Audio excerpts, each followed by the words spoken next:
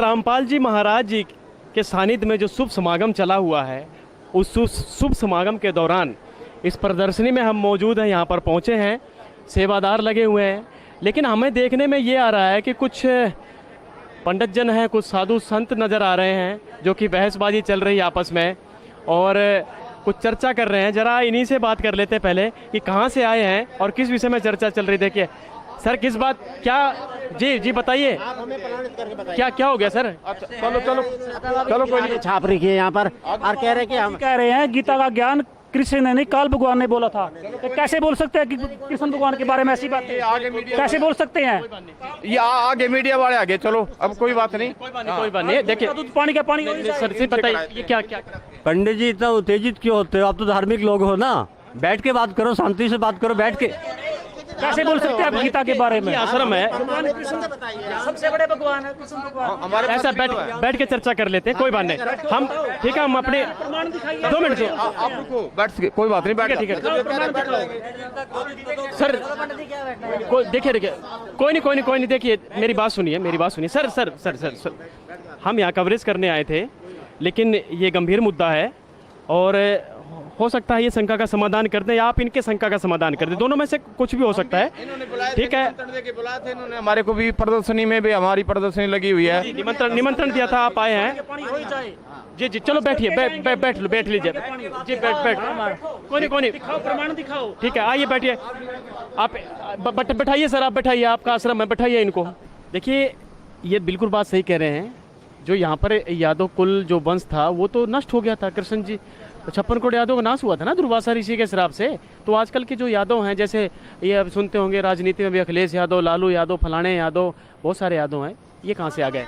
जी हाँ, अरे नहीं, तो ऐसी भरमिट कर रहे हैं, हमको सबको ऐसी भरमिट कर रहे हैं। रुकिए तो भरमित कर रहे हैं, ठीक है ना। विष्णु जी के 10 अवतार हो रहे हैं, तो इनका सीमा है। 2 मिनट। विष्णु जी के 10 अवतार होते हैं। समाज को आहित करने वाले बातें कह रहे हैं, ये बोल रहे यादव कुल का नाश। कोई नहीं, देखिए रुकिए, देखिए आप रुकिए, बैठ जाइए। कोई बात नहीं, वो दिखा रहे हैं, वो बता रहे हैं, अगले वो हाथ जोड़ रहे हैं, हाथ जोड़ के भ्रमित कर रहे हैं सर, आप कर रहे हैं, हम तो इसके लिए बोल रहे हैं भरमित कर रहे हैं। देखिए इन्होंने प्रमाण सहित बताया, आपने भी इसको एक्सेप्ट किया कि गीता का ज्ञान काल ने बोला था। ये आप लोगों ने देखा, प्रमाण देखा, और आप कह रहे थे नकली गीता, लेकिन वही असली गीता आपके पास, वही असली गीता आपके पास। वो तो हमने मान लिया, देखिए मान लिया। अब थोड़ा सा चर्चा करने दीजिए ना, निष्कर्ष पे आइए। आप बीच में छोड़ के भाग रहे हैं, इससे तो यही सिद्ध हुआ ना, आप मैदान छोड़ के भाग रहे हैं। जो नहीं आए थे, थोड़ा देखिए आपके सीनियर बैठे हुए हैं, वो हाथ जोड़ रहे हैं, बैठ जाइए, सुन लेते हैं कोई बात। देखिए यहाँ पर संत रामपाल जी महाराज जी के अनुयायी हैं इस साइड में, और कुछ ब्राह्मण समाज के लोग हैं, कुछ साधु संत लोग हैं, उनके शिष्य हैं यहाँ पर बैठे हुए हैं। चर्चा जो आज चलेगी, हालांकि हम यहाँ पर कवरेज करने आए थे, लेकिन गंभीर मुद्दा बनता नज़र देखकर जो हमने देखा कि यहाँ पर गंभीर मुद्दा नज़र आ रहा है, ये बहुत ही अग्रेसिव हो रहे हैं और ये जानना चाहते हैं, और कुछ नाराज़ भी हैं संत रामपाल जी महाराज जी के शिष्यों से कि भाई आपने कैसे कह दिया कि गीता का ज्ञान कृष्ण ने नहीं बोला, जबकि ये कह रहे हैं काल ने बोला। जी ये बता रहे थे ना? जी हम ये बता रहे थे काल परमात्मा ने बोला, गीता का ज्ञान कृष्ण जी नहीं बोला। कृष्ण जी ने नहीं बोला। देखिए हमने भी यही सुना है कि गीता का ज्ञान कृष्ण ने बोला है, तो इसी चीज़ को लेकर हम यहाँ पर रुक गए। मेरे मन में भी ये शंका उत्पन्न हो गई, ये लोग तो सही हैं भाई, कृष्ण ने बोला है, और ये तो वैसे कृष्ण ने ही बोला है गीता का ज्ञान, लेकिन हाँ जी कोई बात नहीं, हाँ, लेकिन ये मेरे मन में भी एकदम से झटका लगा कि इन्होंने कहा कि काल ने बोला है, तो बड़ा गंभीर मुद्दा है। लेकिन यहाँ पर हम सुलझा के चलेंगे कि तो ये लोग सुलझेंगे या ये सुलझेंगे, कुछ ना कुछ जो उलझे हुए हैं यहाँ पर वो सुलझ के जाएंगे, किसी ना किसी का तो ज्ञान सर्वोपरि होगा ही होगा। तो आइए चर्चा की शुरुआत करते हैं बिन समय गंवाए और जानते हैं इनके प्रश्न और इनके प्रश्न और इनके प्रश्नों के इनके उत्तर और इनके प्रश्नों के इनके उत्तर। तो क्या जवाब रहेगा, क्या सवाल रहेगा? सर बताइए क्या कहना चाहेंगे? बाबा रामपाल जी कहते हैं कि गीता का ज्ञान कृष्ण ने नहीं, काल भगवान ने बोला है। ये कैसे बोल सकते हैं हमारे भगवान के बारे में? सबके गीता का ज्ञान तो भगवान कृष्ण ने बोला है। दिखाओ, प्रमाण दिखाओ हमें, कहाँ पे लिखी है ये बातें सारी की? सब लोग कह रहे हैं, हजारों वर्ष से ऐसा है, आज ये बोल रहे हैं प्रमाण सही है, वो तो इतने द्वापर युग से चल रहा है। तो बात बिल्कुल सही है। देखिए किसी से भी आप पूछ लीजिए, बड़े बड़े मंडलेश्वर हैं, संत हैं, महंत हैं, आप लोग भी मंदिर से आए हैं, आपको कह रहे हैं निमंत्रण दिया गया था, हम यहाँ पर आए हैं, तो ये तो हम भी सुनते आ रहे हैं कि गीता का ज्ञान कृष्ण ने बोला, और दिख भी कृष्ण जी तो रहे हैं वहाँ पर है।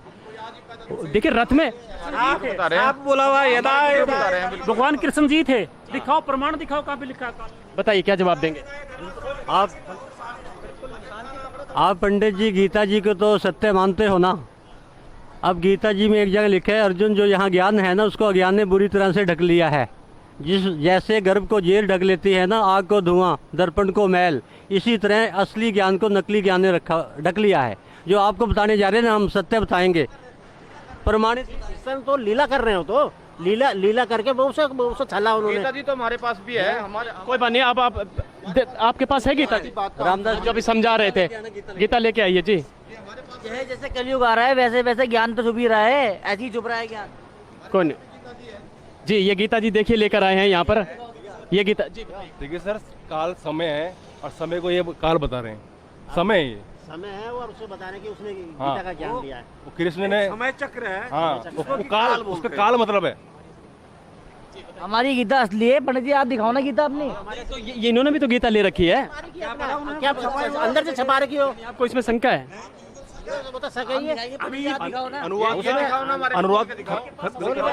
कोई बात नहीं, कोई बात नहीं, रुकिए रुकिए रुकिए। आपको गीता का अध्याय भी याद होगा, श्लोक भी याद है तो पंडित जी, पंडित त्रेता से आज तक कितने साल हो गए? कितने साल हो गए बता? त्रेता कितना युग त्रेता का बीत गया है, और उसके बाद अभी जो है ये द्वापर का, और अभी जो है कलयुग चल कलयुग रहा है। कितना बीत गया है ना। आज तक किसी ने ये वो नहीं किया, आज ये कैसे बता रहे हैं कि कैसे ये बता रहे हैं? बिल्कुल सही बात है। द्वापर युग से आज तक किसी ने कहा काल ने बोली, ये बोल रहे हैं। देखिए सर, ये तो जायज़ सी बात है, इन लोगों के भी जो आपने जो एक झटका दिया इनको, तो ये झटके से झटक रहे हैं बार बार, तो ये झटकना भी ये बिल्कुल जायज़ है, क्योंकि आपने प्रश्न ही ऐसा कर दिया जी। बताइए। ये समाज में गलत मैसेज जा रहा है, ये अपनी गीता बना रखी है उन्होंने। बता प्रतिष्ठा पे कोई बात नहीं, आप अपनी गीता निकाल लीजिए। क्या आप जी गीता दिखा दो, अपनी गीता दिखा दो। आप क्या आप ठीक है, कोई बात नहीं। आप जी हाँ, पहली बात तो आप जो बोल रहे हैं ना कि हम गलत बोल रहे हैं, ये चीज़ हम गलत बोल रहे हैं। हम भी हिंदू धर्म के व्यक्ति हैं, ना कि किसी और धर्म के। हिंदू धर्म की जो पवित्र पुस्तक श्रीमद् भगवद गीता के ज्ञान को ही समझकर हम बता रहे हैं कि गीता का ज्ञान काल ने दिया है, ना कि श्री कृष्ण जी ने। और हाँ, उस चीज़ का प्रमाण हम आपको पहली बात तो आप कैसे बोल रहे हैं? पहली बात तो पंडित जी शांत हो जाइए, शांत हो जाइए। कोई नहीं, देखिए थोड़ा शांत हो जाइए। देखिए मेरी बात सुनिए। अगर आप इस तरीके से आपस में बहसबाजी करते रहेंगे तो मुझे नहीं लगता है कि हम किसी समाधान तक पहुंच पाएंगे। आप प्रश्न रखिए, उत्तर ये देंगे। जब ये बार बार कह रहे हैं हम प्रमाण दिखाएंगे, अगर आपको लग रहा है 2 मिनट, नहीं कोई रुकिए। जी हाँ, मेरी बात मान, आप मीडिया वाले हो, हाँ तो आप दिखाओ। ठीक है, आप मेरी बात मान लीजिए। देखिए यहाँ पर आपकी गीता है, आप अपनी गीता यहाँ पर रख लीजिए। जो अध्याय और श्लोक ये बताएंगे वो आप खोलते जाइएगा। अगर इनकी नकली होगी तो ये भी पकड़ में आ जाएंगे। अगर ठीक है, अगर बाकी में ये कहाँ से गीता छपी हुई है ये बताइए, कैमरामैन से कौन दिखाएं? ये 17 नंबर है इसका पॉइंट, श्रीमद् भगवद गीता। नहीं, प्रेस कहाँ से, प्रेस कहाँ से है? मुझे भी यही लग रही है ये, तो फिर एक ही तो है। तो एक ही तो है। क्यों पन्ने चेंज कर रखे हो, क्या बता? कोई नहीं, श्लोक मिला लेंगे। अगर आपको डाउट है कि पन्ने चेंज कर रखे हैं तो श्लोक मिला लेंगे, कोई बात नहीं, चेक कर लेंगे। ठीक है। आपको जैसे हम धैर्य रखे हुए हैं, आप भी धैर्य रखिए। अगर हम आपको प्रमाण नहीं दें तो तब आप हमें गलत साबित कर सकते हैं। इनका प्रश्न था कि गीता का ज्ञान कृष्ण ने बोला है और आप कह रहे हैं कि गीता का ज्ञान काल ने बोला है, तो जरा इसमें से दिखाई दीजिए। आप दिखाइए पवित्र ग्रंथ दिखाइए। श्री कृष्ण जी के साहित्य को तो हर कोई जानता है और उनका साहित्य भी विचित्र था। अब आप खुद सोचिए कि कुरुक्षेत्र की भूमि पर ये महाभारत का युद्ध में श्री कृष्ण जी ने या गीता ज्ञानदाता ने इसका जो वर्णन किया था, श्रीमद् भगवद गीता का ज्ञान बोला था। अब आप खुद सोचिए कि श्री कृष्ण जी तो चाहते ही नहीं थे कि युद्ध हो। उन्होंने कितनी बार युद्ध टलने के लिए बोला। पहले आप बात तो सुन लीजिए, श्री कृष्ण जी तो चाहते ही नहीं थे कि युद्ध हो, क्योंकि वो हमेशा वो हमेशा शांति के दूत बनकर संदेश लेकर जाते थे कि युद्ध टल जाए। जब वो दुर्योधन के पास गए और उन्होंने दुर्योधन से कहा कि युद्ध कर कर कुछ नहीं होगा, आप आपस में बैठकर सलाह कर लो, तो दुर्योधन ने उनकी बीच सभा में तिरस्कार किया। इस तिरस्कार को उन्होंने सहन नहीं किया। उसी तिरस्कार के कारण उन्होंने अपना बीच सभा में एक चतुर्भुजीय मतलब एक विकराट रूप दिखाया। उस रूप को देखकर सब उनके आगे नतमस्तक हो गए। सभी ने, ये आपको भी पता है कि उन्होंने वहां अपना रूप दिखाया था कि नहीं दिखाया था? दिखाया था जी, ये तो बिल्कुल दिखाया था जी। दुर्योधन कुर्सी के नीचे भी घुस गया था, दिखाया था। ये तो हम सुनते थे, टीवी सीरियल में भी देखते थे जी। तो लीला है, कृष्ण भगवान है, कुछ भी कर सकते हैं। बिल्कुल बिल्कुल सही बात है। ठीक है, वो आपको दिखाया था। तो फिर श्रीमद् भगवत गीता के आप खुद खोलिए, अपनी गीता जी खोल लीजिए, श्रीमद् भगवत गीता का अध्याय नंबर 11 और श्लोक नंबर 31 जी। खोलिए, आप इधर दिखाइए, कैमरामैन से कहूँगा एक बार इधर दिखाएं जी। बताइए क्या इसमें लिखा हुआ है, क्या लिखा हुआ है? आप खुद इसमें देख लीजिए, जिसमें ये बता रहे हैं श्रीमद् भगवत गीता के अध्याय नंबर 11 श्लोक नंबर 31 में अर्जुन जी गीता ज्ञान दाता से कह रहे हैं, हे देव आप कौन हो, हे देव आप कौन हो कि आपके इस रूप को मैं प्रणाम करता हूँ। एक बात खुद सोचिए, श्री कृष्ण जी अर्जुन के क्या लगते थे? क्या आप इस चीज का जवाब दे सकते हैं? श्री कृष्ण जी अर्जुन के क्या लगते थे? तो सबको पता, नॉर्मल सी बात। वो गुरु भी थे, उनके गुरु भी थे, ठीक है। तो एक बात बताओ, अर्जुन जी ने तो उनका रूप पहले से ही देख रखा था, तो वो फिर वहां क्यों कह रहे हैं कि हे देव आप कौन हो, आपके मैं इस रूप को प्रणाम करता हूँ और मैं आपके इस रूप भयभीत रूप से, आपके इस रूप से मैं भयभीत हो रहा हूँ। आप खुद सोचिए कि वो उस रूप से भयभीत हो रहे थे। और उसी के साथ साथ श्रीमद् भगवत गीता के अध्याय नंबर 11 के श्लोक, यहाँ पे जो है उन्होंने जो विराट रूप दिखाया था वहाँ तो अर्जुन ने नहीं देखा था ना। वहाँ कोई नहीं था, कृष्ण अकेला गया था, वहाँ अकेले था, कृष्ण अकेला गया था। यानी आप ये कहना चाहते हैं कि वहाँ पे उसको कौरवों की सभा में दिखाया था या पांडवों की सभा में दिखाया था, ये कहना चाहते हैं? अच्छा, चतुर्भुज दिखाया था। तो यहाँ पे कौन सा रूप दिखाया था? आप पूरी बात सुनिए, पूरी बात सुनिए। आप पूरी बात तो सुनिए। उसी के साथ साथ श्रीमद् भगवत गीता के अध्याय नंबर 11, पंडित जी निकालिए, अध्याय नंबर 11 श्लोक नंबर 46, श्लोक नंबर 46 निकालिए पंडित जी। उसमें अर्जुन जी गीता ज्ञान दाता से कह रहे हैं, हे सहस्त्र बाहु, हजार भुजाओं वाले देव, मतलब हजार भुजाओं वाले देव, आप अपने चतुर्भुजीय रूप मतलब कि यानी विष्णु अवतार के रूप में आइए, मैं आपके इस रूप को सहन नहीं कर पा रहा। श्री कृष्ण जी के तो चतुर्भुज रूप था, तो वो हजार भुजाओं वाला व्यक्ति कौन है उस टाइम? आप खुद सोचिए। और वो उस रूप से डर रहे हैं, भगवान के रूप से तो कोई डरेगा नहीं। आप खुद सोचिए, अगर आपको भगवान मिले, क्या आप भगवान से डरोगे या उनसे मिलोगे? वो तो लीला दिखा रहे थे, वो तो लीला। सर पंडित जी, यहाँ पे यहाँ तक 2 मिनट तो यही वो पूछ रही हैं। 2 मिनट देखिए, ये वही 2 मिनट पंडित जी देखिए, गुत्थी सुलझनी चाहिए, उलझनी नहीं चाहिए। और सुलझेगी जब आप थोड़ा शांति का माहौल बनाएंगे। 2 मिनट शांति का माहौल बनाएंगे। इस बहन ने कहा कि वो चतुर्भुजी भगवान थे, हर समय 4 भुजाई में प्रकट हुए हैं जहाँ भी हुए हैं, तो गीता जी में 1000 भुजा कहाँ से आएगी? इनका कहने का मतलब ये है, इसका मतलब कोई और शक्ति थी। भगवान तो कुछ भी कर सकते हैं, 1000 बनाए 10,000 बनाए, कितनी ही बना सकते हैं। तो भगवान को देखकर कोई डरेगा नहीं, भगवान के रूप को देखकर वो डरेंगे नहीं, क्योंकि भगवान किसी का नाश नहीं करता। गीता जी के 11वें अध्याय के 32 श्लोक में लिखा है, आपको ये देखिएगा गीता ज्ञानदाता क्या कह रहा है, काले अस्मि लोक से अक्षय प्रबद्धते, कहता अर्जुन मैं बड़ा हुआ काल इन सबका विनाश करने के लिए अभी प्रकट हुआ हूँ, अभी प्रकट हुआ। कृष्ण जी के तो 100 साल से ऊपर की उम्र थी उस समय, और वो कह रहा है गीता ज्ञानदाता मैं अभी प्रकट हुआ हूँ, जन्म नहीं लिया, कृष्ण जी ने जन्म लिया। ये कह रहा है मैं प्रकट हुआ और सबका नाश करूंगा। कृष्ण जी कभी किसका नाश नहीं किया, भगवान किसका नाश नहीं करते। वो कौन है जो कहता है मैं सबका नाश करूंगा? पंडित जी थोड़ा ब्रेन से सोचो। हाँ, तो वो भी तो ऐसी हरकतें करते तो मारा उसे। काल चक्र है, काल चक्र है, काल तो काल है कौन ये? लेकिन ये कहना क्या चाह रहे हैं? ये कहना ये चाह रहे हैं, इनका कहने का मतलब ये है कि काल कहता है, ये जिस हिसाब जो भाषा बोल रहे हैं गीता जी में लिखी भी है, 32 आपका श्लोक भी बता रहे हैं, कहते हैं मैं अभी प्रकट हुआ, कृष्ण जी तो पहले से प्रकट थे। इनका कहने का मतलब ये है ना कि कोई और शक्ति है ना। आप समझो ना इस बात को, तो प्रमाणित कर तो रहे हैं, करिए, प्रमाणित करिए। अर्जुन को जो सामने दिख रहा है विराट परमात्मा, कहता है स्वर्ग से लेकर धरती तक जितना भी सारा आकाश है ना, आपका इतना स्वरूप बड़ा है। और सारी दिशाओं को आपने घेर रखा है। आपका ये लौकिक भयंकर रूप है। कृष्ण जी का रूप भयंकर नहीं था।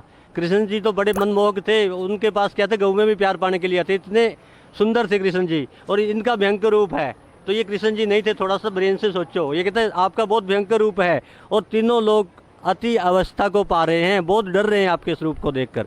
कृष्ण जी का इतना भयानक रूप नहीं था। पंडित जी, ये कौन है जिसका इतना भयानक रूप है? और कोई प्रमाण है? हम जी, इनसे ये पूछना चाहते हैं कि भगवान विष्णु कितने कलाओं से युक्त थे?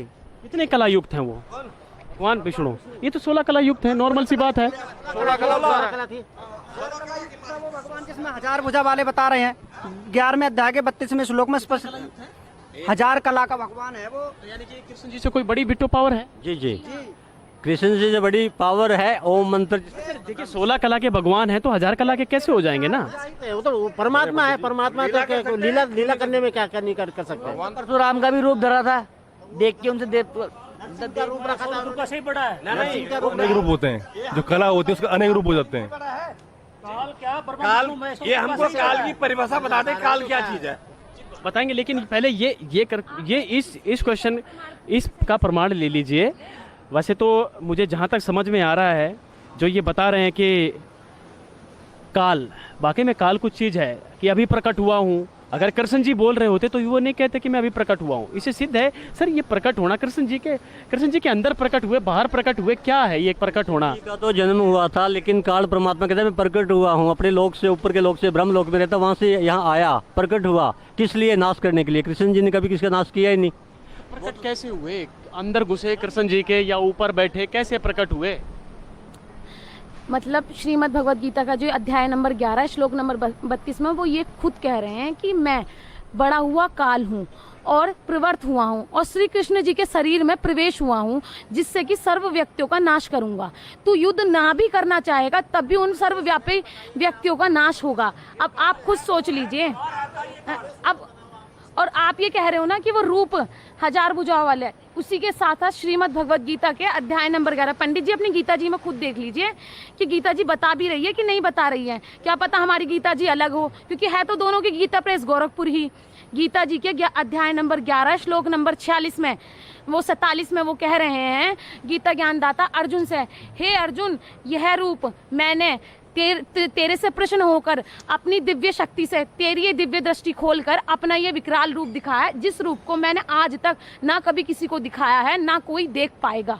पहले तो गौरव सभा में दिखा चुके हैं कृष्ण जी। सभा में दिखा दिया था, और वो जो विकराल रूप था वो अर्जुन को दिखाया, और वो कह रहे आज से पहले मैंने किसी को नहीं दिखाया और आज के बाद भी मैं किसी को नहीं दिखाऊंगा।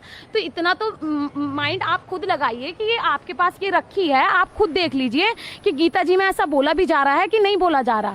तो इससे साफ सिद्ध होता है। पंडित जी देखो, लिख रखा है क्या? पूर्वज करके आ रहे हैं। हाँ, इनकी जो चुप्पी है एक तरीके से वो व्याह कर रही है कि लिखा हुआ है जी, कहीं ना कहीं जी। आगे प्रमाण दीजिए और प्रमाण दीजिए। तो दूसरा प्रमाण देते हैं। एक आपसे पंडित जी सवाल पूछता हूँ मैं। अब दुर्गा माता के हमारे शास्त्रों में सर पहले ये प्रमाण दे दीजिए कि गीता का ज्ञान कृष्ण ने नहीं, काल ने बोला है। ये तो आपने 2 ही 3 प्रमाण दिए ना। शायद थोड़े बहुत सेटिस्फाइड भी हुए हैं पंडित जी, क्योंकि जैसा ये बहन बोल रही है वैसे ही लिखा हुआ है। जी आप बताएं। हाँ जी बताइए। एक और प्रमाण है, अगर आपको इससे भी आपको सिद्ध नहीं होते, या आपके पास ये श्रीमद्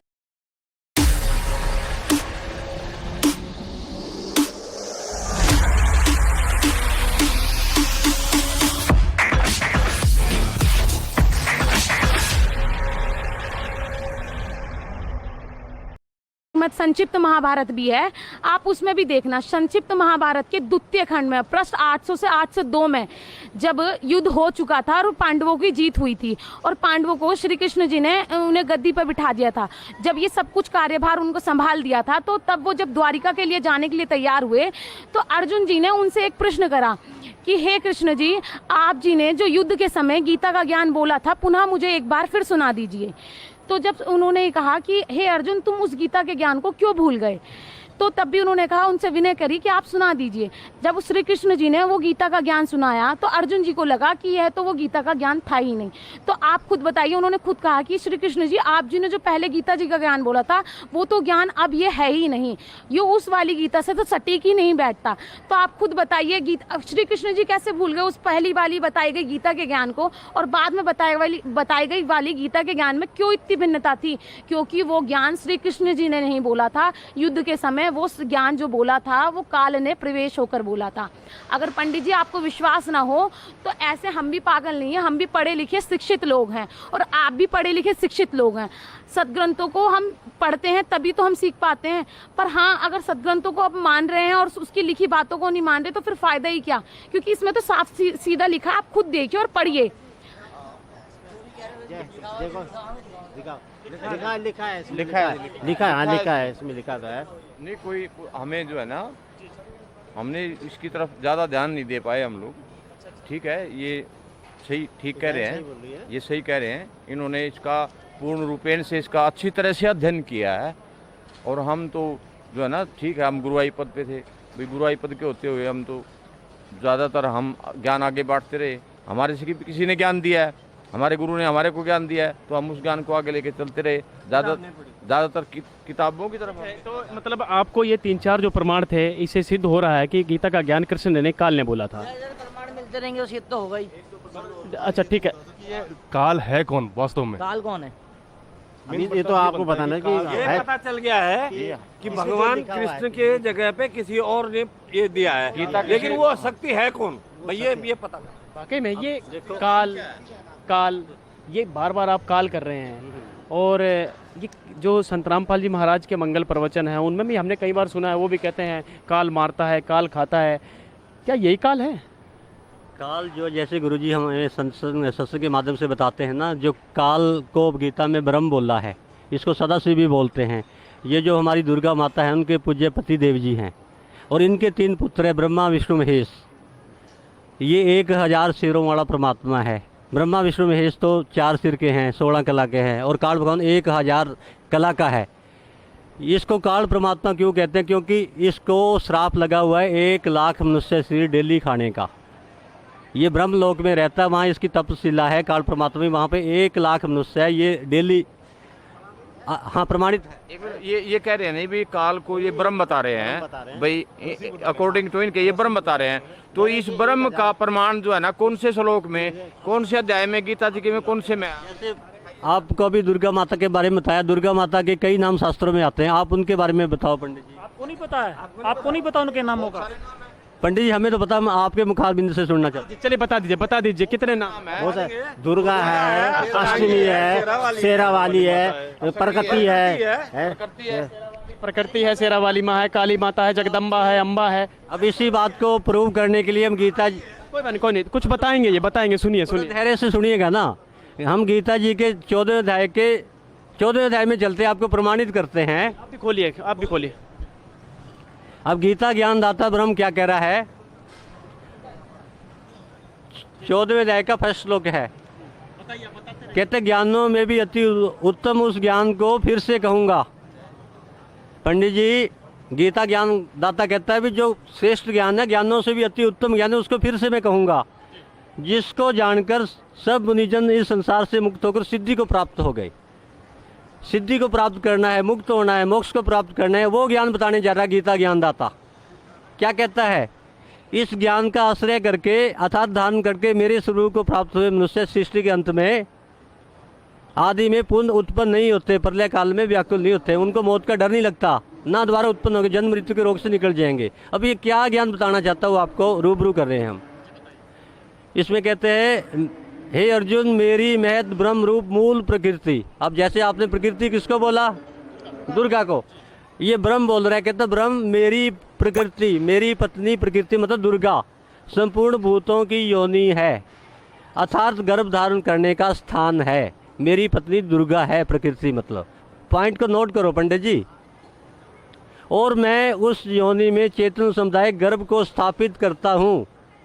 मीन्स दुर्गा माता का ये ब्रह्म, ये काल पति है। जो आप कह रहे काल कौन है, काल कौन है? दुर्गा माता का पति देव। उस जड़ चेतन के सहयोग से सब भूतों की उत्पत्ति होती है। नेक्स्ट क्या कहता है ये नेक्स्ट श्लोक है। नेक्स्ट श्लोक में हे अर्जुन, नाना प्रकार की सब योनियों में जितनी भी मूर्तियां शरीरधारी प्राणी हैं, जितने भी 84 लाख योनि में शरीरधारी प्राणी हैं ना, उत्पन्न होते हैं प्रकृति मतलब दुर्गा, तो उन सबकी गर्भ धारण करने वाली माता है। हम दुर्गा को माता कहते हैं हिंदू समाज, आप कहते हो माता कहते हो, जगराते भी इसके रखते हैं, माता की जगराते रखते हैं, तो गीता भी वही कहती है सबकी माता है। लेकिन अगला जो आपको सवाल का जवाब है उसको ध्यान से सुनना। और मैं बीज को स्थापित करने वाला पिता हूँ। मैं बीज को स्थापित करने वाला पिता मीन्स दुर्गा माता का पति। अब आप ये कहना चाहते हैं कि जो काल, ये इसको ब्रह्म भी कहते हैं और ये इसका पति है दुर्गा माता का। अब सवाल आता है, आप कहते हो सीधी सीधी बात है, श्री कृष्ण की पत्नी का नाम रुक्मणी था और ज्योति निरंजन की पत्नी का नाम दुर्गा है। इसमें स्पष्ट लिखा हुआ है, ये 14वें अध्याय में जो ये बता रहे हैं भगत जी हमारे, उसमें स्पष्ट लिखा हुआ है कि ये दुर्गा इसकी पत्नी और ब्रह्म इसका मतलब जो है पति है काल। और हाँ जी, और श्री कृष्ण की पत्नी का नाम तो रुक्मणी था, ये तो आप भी जानते हैं सब। यानी कि जी जी थोड़ा डिबेट के विषय थोड़ा सा जी बताइए बताइए। सर इनका ये क्लियर तो हुआ कि मतलब काल जो है उनकी पत्नी जो है वो दुर्गा है। आपका प्रश्न था ना काल कौन है, तो मैं आपको बताना चाहूँगी काल के कई पर्यायवाची नाम हैं, जैसे कि हर एक चीज, हर एक शब्द के कई अर्थ होते हैं। तो उसी के अनुसार गीता में इसी काल को क्षर पुरुष से संबोधित किया गया है और वेदों में इसी काल को ब्रह्म के रूप में संबोधित किया गया है और पुराणों और संतों की वाणी में इसी काल को ज्योति निरंजन व सदाशिव के रूप में भी संबोधित किया गया है। और मैं आपको बताती हूँ श्रीमद् भगवद गीता का अध्याय नंबर 15 श्लोक नंबर 16 में और 17 में 3 पुरुष बताए हैं और अध्याय नंबर 15 के श्लोक नंबर 16 में जो पुरुष बताया है वो क्षर पुरुष व अक्षर पुरुष 2 प्रकार के भगवान बताए हैं, जिसमें बताया गया है कि वे सभी जीव जो हैं उनके अंतर्गत जो जितने भी जीव आते हैं वे सभी नाशवान हैं पर आत्माएं अविनाशी हैं। तो मतलब ये भगवान भी नाशवान है, क्षर पुरुष भी नाशवान है। उसी के साथ साथ श्रीमद् भगवद गीता का अध्याय नंबर 15 श्लोक नंबर 17 उसमें बताया गया है नाशवान है। ठीक है, वो बाद में श्लोक ले लेंगे। कृष्ण भगवान तो मरते नहीं, तो अजरो अमर है। तो अमर है वो तो नाशवान कैसे हो सकते हैं? तो अजरों अमर है कृष्ण भगवान तो। मैं तो आपसे पूछ रहा हूँ पंडित जी, ये क्या बोल रहे हैं? भगवान नासवान कैसे हो सकते हैं? ये बोल रहे भगवान नासवान है। थोड़ा कंफ्यूज हो रहा हूँ, ये क्षर आ रहा है, क्षर पुरुष बोल रहे हैं, कभी ज्योति निरंजन बोल रहे हैं। तो ये कंसेप्ट क्लियर करते हैं, ये नाशवान कैसे हो सकते हैं? ये तो अविनाशी हैं, ये अविनाशी हैं भाई साहब। अब देखो, आप गीता जी को तो मानते हो। जी बताइए 2 मिनट जवाब ले लेते हैं। जवाब जैसे कि आप बोल रहे हैं कि श्री कृष्ण, जवाब ले लेते हैं। जी बताइए। जैसे कि आप श्री कृष्ण को अविनाशी बता रहे हैं और अभी हमने थोड़ी देर पहले आपको बताया था कि जो गीता का ज्ञान दिया है वो काल ने दिया है, ना कि कृष्ण ने दिया है। अब हम इसको आपको प्रमाणित करके बताते हैं। श्रीमद् भागवत गीता के अध्याय 4 श्लोक 5 में लिखा हुआ है, हे अर्जुन, तेरे और मेरे जन्म मृत्यु होते रहते हैं, इसको मैं जानता हूँ, तू नहीं जानता। इसका मतलब तो साफ होता है कि उनके जन्म मृत्यु होते हैं, मतलब वो मरते और जीते हैं, तो वो अविनाशी कैसे हो सकते हैं? आप बोल रहे हो कि श्री कृष्ण अविनाशी है, वो साफ खुद बोल रहे हैं कि मेरे तो जन्म मृत्यु होते हैं, तो वो अविनाशी कैसे हो सकते हैं? और मैं आपको एक उदाहरण के साथ और बताना चाहूँगी। जैसे जो श्री कृष्ण हैं उनका जन्म हुआ था, उनका अपनी माँ के गर्भ से जन्म हुआ था, तो जिसका अपनी माँ के गर्भ से जन्म होता है वो तो मरता है ना, तो वो अविनाशी कैसे हो सकते हैं? पहले तो आप मुझे इसका उत्तर दीजिए। लीला करने के लिए आते हैं, समय के लिए आते हैं वो पृथ्वी लोक में। एक बात बताइए, आप कह रहे हो कि वो लीला करने आते हैं, क्या भगवान ऐसी लीला करेंगे? अगर आप कह रहे हो कि श्री कृष्ण जी ने गीता का ज्ञान, क्या भगवान चाहेगा कि युद्ध हो और इतनी प्रजातियां मरें या बहनें विधवाएं हों? आप खुद चाहो, भगवान ये चाहेगा कि मेरी संतान दुखी रहे, क्योंकि वो श्री कृष्ण जी नहीं थे। अगर आप कह रहे हो कि वो श्री कृष्ण जी की लीला थी, तो श्री कृष्ण जी अपने आप को ही नहीं बचा पाए, कर्म बंधन से वो मुक्त नहीं हो पाए, वो अपने कुल को नहीं बचा पाए, उनका पूरा यादव वंश कट मर के मर गया था। और श्री कृष्ण जी की मृत्यु भी कैसे हुई आप खुद जानते हैं कि उनको एक शिकारी ने तीर मारा और उसकी वजह से उनकी मृत्यु हो गई। जब वो अपने आप को नहीं बचा पाए, तो ये आप खुद सोचे ना, वो हम सबको कैसे बचाएंगे? तो क्या ये भगवान की लीला समझी जाए? देखिए यहाँ पर 2 मिनट दीजिए, 2 मिनट। फिर क्या है? अजर अमर है। तो बिल्कुल बात सही है। जब यादवों का पूरा वंश खत्म हो गया, तो ये आज के यादव कहाँ से आगे फिर? बिल्कुल आज के यादव आकाश के, मैं इनसे पूछना चाहता हूँ। यादव ये तो प्रकृति का विधान है, जो जन्म लेगा वो मरेगा भी है। जन्म लेगा, कैसे आगे यादव? नहीं तो जी देखिए प्रश्न बड़ा, देखिए हम कुरुक्षेत्र की पावन भूमि में बैठे हुए हैं। ये सतलोक आश्रम कुरुक्षेत्र है और इसी कुरुक्षेत्र धर्म नगरी में पवित्र श्रीमद् भगवद गीता जी का ज्ञान बोला गया था। लेकिन आज इसी पावन धरती पर डिस्कस करने को शुभ अवसर प्राप्त हुआ। ये हमारा सौभाग्य है। कवरेज बहुत करते हैं, राजनीति की भी करते हैं, लेकिन आज अध्यात्म की जो कवरेज कर रहे हैं, जो चर्चा कर रहे हैं, ये डिबेट कर रहे हैं, एक तरीके से जो प्रूफ निकल रहे हैं यहाँ से संत रामपाल जी महाराज के शिष्यों से, वो आज बड़े चौंकाने वाले हैं। तो बने रहिएगा पूरी डिबेट में, आगे जानते हैं। ये बताइए, आप बता रही थी कि यादवों कुल का नाश हो गया था। अब यहाँ से प्रश्न उठा, भाई साहब ने किया, जो पंडित जी के साथ हैं, ये जो आजकल के यादव हैं, जैसे आप सुनते होंगे अखिलेश यादव हैं, है ना, लालू यादव हैं, तो ये यादव कहाँ से आ गए? देखो, यादव वंश ये जातियां जो पहले से ही बनती हुई आई हैं, जातियां तो शुरू से ही चलती हुई आई हैं। तो अगर यादव वंश का नाश भी हो गया तो यादव जाति तो रहेगी ना। जी बताइए, क्या कृष्ण भगवान की भी बल और बुद्धि काल के हाथ में है? जी हाँ, श्री कृष्ण जी की भी। मैं प्रमाणित करता हूँ। जब रामचंद्र जी को वनवास हुआ था, जंगल में भटक रहे थे, तो सीता माता का हरण रावण ने कर लिया था। तो रामचंद्र जी वृक्षों से, पशुओं से पूछ रहे थे, मेरी सीता को देखा कहीं आपने? वृक्षों से पूछ रहे थे। तो उस समय आकाश मार्ग से माता पार्वती और शिव जी भगवान जा रहे थे। तो माता पार्वती शिव जी पूछते भी ये कौन है जो इतना रुदन कर रहा है? तो शिव जी ने कहा ये साक्षात विष्णु है, विष्णु के अवतार रामचंद्र जी हैं। तो पार्वती कहती मैं तो नहीं मानती, क्या भगवान ऐसे रोते हैं अपनी पत्नी के लिए? तो क्या हुआ, मतलब पार्वती माता को शिव जी भगवान ने कहा भी आप इसकी परीक्षा मत लेना। लेकिन पार्वती ने क्या किया, अपना रूप बदल के वहाँ पे आ गए सीता जी के रूप में और रामचंद्र के सामने खड़े हो गए। तो उस समय रामचंद्र क्या कह रहा है, आओ पार्वती माया, आपके साथ भगवान शिव क्यों नहीं आया? तो यहाँ पे ये बात सिद्ध होती है कि काल भगवान ने रामचंद्र की बुद्धि को उस समय हर लिया, जब पूछ रहा है मेरी सीता को कहाँ देखा, लेकिन उस समय इसको बुद्धि को वापस कर दिया जब वो उसको पहचान भी लेता पार्वती को। ये तो बिल्कुल सही बात है कि जो इन्होंने बताया कि बल और बुद्धि काल भगवान के हाथ में, कहीं ना कहीं काल एक बहुत ही परम शक्ति उभर के नज़र आ रहा है। लेकिन काल से भी बड़ी कोई पावर है, ये तो बाद में चर्चा करेंगे। सर, ये कह रहे हैं कि कृष्ण का जन्म मृत्यु नहीं होती, ये तो हमने बहुत दिनों से सुन रखा था। जैसे कि गीता अध्याय नंबर कौन सा बताया था, 4 का 5 बताया था। और भी गीता में कई प्रमाण है, बहुत कई जगह प्रमाण है इसका। दूसरे अध्याय के 12वें श्लोक में लिखा हुआ है कि ना तो हे अर्जुन ऐसा ही था कि पहले हम नहीं थे, और ना ऐसा ही है कि इस समय नहीं रहेंगे, और ना ऐसा ही होगा कि हम आगे चल के नहीं रहेंगे। मतलब हमारी जन्म मृत्यु सदा बनी रहेगी। और 10वें अध्याय के दूसरे श्लोक में लिखा हुआ है कि हे अर्जुन मेरी उत्पत्ति को ना तो ऋषि जानते हैं ना देवता लोग जानते हैं, क्योंकि इन सब का आदि उत्पत्ति कारण मैं ही हूँ। और भगवान श्री कृष्ण का तो जन्म हुआ था, सभी जानते थे कि जो कारागार में जन्म हुआ था इनका। ये कह रहे हैं कि बलवानों का बल और बुद्धिहीन की बुद्धि हर लेते हैं। हम अर्जुन जी को महापुरुषों में गिनते अब देखते आ रहे हैं, श्री कृष्ण जी के साथ रथ में हम उनकी फोटो देखते।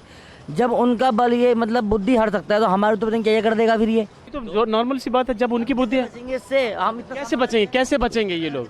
ये काल भगवान की हमारी बुद्धि को ना हरण करे, उसके लिए हमें गीता जी में जो भक्ति प्रमाणित है उसको करना पड़ेगा। पूर्ण परमात्मा की भक्ति करनी पड़ेगी। अब जैसे ये बहन जी आपको बता रहे थे, आप ध्यान से तो सुनते नहीं। गीता जी के 15वें अध्याय में श्लोक दिया है, इमो लोके 2 पुरुषे अक्षर चे अक्षरे। कहता अर्जुन, जो पृथ्वी तत्व से लोग बनाए, यहाँ 2 परमात्मा है, एक सर दूसरा अक्षर, एक को दूसरे को ईश्वर। एक काल कौन है सर? ये काल कौन है? ये तो और परमात्मा आगे, क्षर आगे श्री कृष्ण जी थे, अक्षर आगे। राधे राधे श्याम मिला दे, वासुदेवाय नमः, ये मंत्र श्री कृष्ण जी। मतलब आप इन मंत्रों का जाप करते हैं, इनसे ऊपर कुछ नहीं करते हैं। वही तो बात कर रहे हैं ना, अक्षर आगे, काल आगे, कृष्ण आगे। कृष्ण तो ठीक है हम मानते हैं, लेकिन ये नई भगवान कहाँ से उत्पन्न हो रहे हैं? देखिए, इसी चीज पे मैं बोल रहा हूँ कि प्रमाण सहित अगर हमें मिले ज्ञान तो हम माने, वैसे ही हम ऐसे भटका रखे। आप प्रमाण दीजिए, प्रमाण आपको देता हूं। क्षर पुरुष किसको बोलते हैं ये बताइए? क्षर पुरुष काल परमात्मा को बोलते हैं, इसको ब्रह्म भी बोलते हैं, इसको ईश भी बोलते हैं। देखो, एक मंत्री है उसको भी मंत्री कहते हैं, एक सीएम है उसको भी मंत्री कहते हैं, और प्रधानमंत्री को मंत्री कहते हैं। 3 स्टेज होगी ना, पावर अलग होगी। ऐसी काल परमात्मा को तो आप समझो यहाँ का क्या है, एक एमएलए है। हाँ, और जो अक्सर अब देखो गीता, देखो बड़ा अच्छा लगेगा जब समझो कि बीच में आप डिस्टर्ब मत करो। गीता जी का ज्ञान है, बड़ी आप धैर्य से सुनो। मैं आपसे हाथ जोड़कर विनम्र प्रार्थना करता हूँ, आप धैर्य से सुनो। पंडित जी आप तो धार्मिक लोग हो। हम सुन रहे हैं, हम सुन रहे हैं। गीता जी का अनादर होता है इससे। सुनो ध्यान से। दो इमो पुरुषे लोके क्षर से अक्षर, गीता जी में बता रहा हूँ। अर्जुन जो पृथ्वी तत्व से लोक बनाए, दो परमात्मा है, एक क्षर दूसरा अक्षर। एक को ब्रह्म दूसरे को परब्रह्म, एक को ईश दूसरे को ईश्वर। एक का ओम मंत्र है, दूसरे का तत्व मंत्र। देखो उसमें लिखा हुआ तो मानना ही पड़ेगा पंडित जी आपको। लिखा हुआ भी मानना पड़ेगा पंडित जी। गीता रखी हुई से नहीं मतलब बनता। आप उसे खोल के देखो। हाँ जी देखिए आप। हाँ एव चय के आगे सुनो। एव चय कहते इसी प्रकार सर्व सर्वाणी बतानी, जितने भी इन दोनों परमात्मा के देश में जीवधारी प्राणी सब नाशवान हैं। कुटस्थे मतलब जीवात्मा जो अक्षय उच्चते वो कभी नहीं मरती। हम सब के अंदर जो जीवात्मा है उसका विनाश नहीं होता। आत्मा को भी मार नहीं सकता, ना परमात्मा की मृत्यु होती। परमात्मा का अंश आत्मा है, आत्मा का विनाश नहीं होता। कहते दोनों परमात्मा के देश में जितने भी जीवधारी प्राणी है सब मरते हैं, लेकिन जीवात्मा नहीं मरती। एक का ओम मंत्र है, दूसरे का तत्व मंत्र है। एक 21 ब्रह्मांड का मालिक है, एक 7 संग ब्रह्मांड का मालिक है, लेकिन ये दोनों परमात्मा नहीं है। गीता के अगले श्लोक में चलेंगे, पढ़िएगा, बहुत अच्छा लगेगा। जो हम भक्ति कर रहे हैं आप धैर्य रखिए। हाँ अगली नेक्स्ट श्लोक में चलते हैं। लिखा है उत्तम पुरुष तो अन्य, पुरुष मतलब परमात्मा, असली परमात्मा तो इन दोनों से अलग है, ब्रह्म और परब्रह्म से। दुर्गा माता के पति ब्रह्म और परब्रह्म से नेक्स्ट है, वो है असली परमात्मा। परमात्मा इति उदाहरते, इसको परमात्मा कह सकते हैं। जो तीसरे नंबर का है, जिसको परम अक्षर बोला है, वो परमात्मा असली है, जिसका सत मंत्र है। ये सर्व ब्रह्मांडों का मालिक है। गीता जी कह रही है, मैं अपनी तरफ से नहीं कह रहा। यह लोक त्रयम अविश्य विवर्ती अव्ययम ईश्वर, यह अविनाशी परमात्मा ही सबका धारण पोषण करता है। देवी देवताओं का भी, ब्रह्मा विष्णु महेश का भी, कृष्ण का भी, राम का भी, ब्रह्म का भी, परब्रह्म का भी, सबका धारण पोषण करने वाला कौन परमात्मा है? तीसरा। अब ये सवाल उठता है, ये परम अक्षर परमात्मा कौन है? क्या पंडित जी ये जानना चाहते हो? आज हम ये ना ये फैसला पूरा करवा के क्लियर, जाएंगे हम आज। पूरा क्लियर करके फैसला जाएंगे। करा के जाएंगे हम, इसी बात का फैसला करवा के जाएंगे हम आज पक्का। हाँ श्लोक में लिए चलते हैं, आपको बताते हैं परमात्मा कौन है। ये ज्ञान ही आज तक छुपा हुआ था। पॉइंट बताना चाहूंगी, जैसे पंडित जी आपने अभी बोला था कि हम राधे राधे श्याम मिला दे ऐसे मंत्रों का जाप करते हैं, तो आप क्या हमें ये बता सकते हैं कि गीता जी में इन मंत्रों का कहाँ उल्लेख है? पवित्र गीता जी में कहाँ बताया गया है कि राधे राधे मंत्र का जाप करना चाहिए? आप पहले हमें ये बता दीजिए। देखिए ये बार बार पूछ रहे हैं, जैसे आपने ओम का रेफरेंस तो दे दिया कि ओम का जाप करो, ओम का जाप करो। गीता अध्याय नंबर 8 में जो भी श्लोक था वो आपने बताया। वो पूर्ण मोक्ष के मंत्र कौन से हैं? वो कौन से मंत्र हैं? ओमकाल का है, वो तो जाप कर ही रहे हैं ना, उनके गुरुजी भी वही दे रहे हैं। मोक्ष का मंत्र कौन सा है? तो जैसे हमारे सदगुरु रामपाल जी सत्संग के माध्यम से हमें बताते हैं ना, वो ज्ञान आपको बता रहे हैं। गीता जी के 16 अध्याय का 26वां श्लोक है, इसमें लिखा है, ये शास्त्र विधि उत्सर्जते वर्तते कामय करते न सिद्धिम अवापनोति न सुखम न प्राम गति। मतलब जो व्यक्ति शास्त्र विधि को एक तरफ रखकर अपनी मनमानी भक्ति करते हैं, उनको कोई सुख नहीं होता, उनको मोक्ष नहीं मिलता और उनकी परम गति नहीं होती, कार्य सिद्ध नहीं होते। सुनिएगा, थोड़ा ध्यान से सुनिएगा जो बता रहा हूँ, अब बाद में आपको मौका दिया जाएगा बोलने का। कहते इसलिए तेरे इस कर्तव्य और अकर्तव्य की अवस्था में भक्ति में क्या करना क्या नहीं करना, इसलिए शास्त्र बताएंगे। अपनी मनमानी भक्ति ना करके जो शास्त्र कहते हैं ना पंडित जी, वो भक्ति करनी है जिससे हमारा मोक्ष हो। अब सवाल ये उठता है, वो शास्त्र में कौन सी भक्ति है जिससे हमारा मोक्ष होगा, यही जानना चाहते हैं ना? वही पूछ रहे। वो गीता जी बताएगी, हमारे गुरुदेव जी ने जैसे बताया है। 17वें अध्याय का 16वां श्लोक है, उसमें बताया ओम तत्सत। ये 17वें अध्याय का कौन सा श्लोक है? 23वां श्लोक है। 17वें अध्याय का 23वां 16वां है, 16वां 23वां? 23वां। हाँ ये लिखा हुआ है कैमरामैन को, 17वें अध्याय का 23वां श्लोक है जी। इसमें लिखा है ओम तत्सत। देखो ये 3 मंत्र हैं, ओम ब्रह्म का, तत् परब्रह्म का और सत परम अक्षर ब्रह्म का, ईश ईश्वर परमेश्वर। ये 3 निर्देश से आपको डायरेक्शन है, इससे छेड़खानी मत करना। ओम के साथ नमो शिवाय नहीं लगेगा, अकेला ओम अक्षर रहेगा।